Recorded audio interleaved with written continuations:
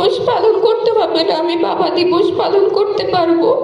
এখন একটা স্বপ্ন যে বাবাদের হাত ধরবো, বাবাদের হাত ধরে ঘুরবো, বাবার সাথে সময় কাটাবো। কিন্তু 1 বছর আগে যখন 5 আগস্টের পর আন্তর্জাতিকভাবে ঘুম দিবস হয়েছিল, তখন মনের ভিতরে অনেক আশা ছিল যে তারপরের বছর আর ঘুম দিবস পালন করতে হবে না, আমি বাবা দিবস পালন করতে পারবো।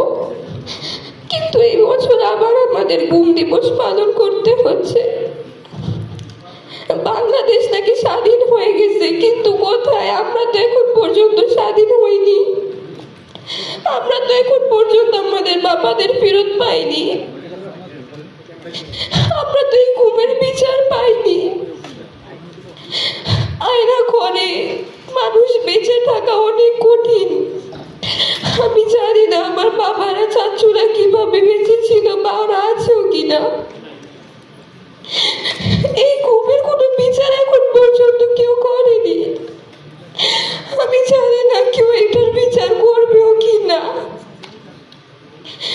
আমাদের কাছে এখন একটা স্বপ্ন যে বাবাদের হাত ধরবো, বাবাদের হাত ধরে ঘুরবো, বাবার সাথে সময় কাটাবো। কিন্তু আমরা জানি না আমাদের এই স্বপ্নটা পূরণ হবেও কিনা, বা আমাদের এই স্বপ্নটা কেউ পূরণ করবেও কিনা।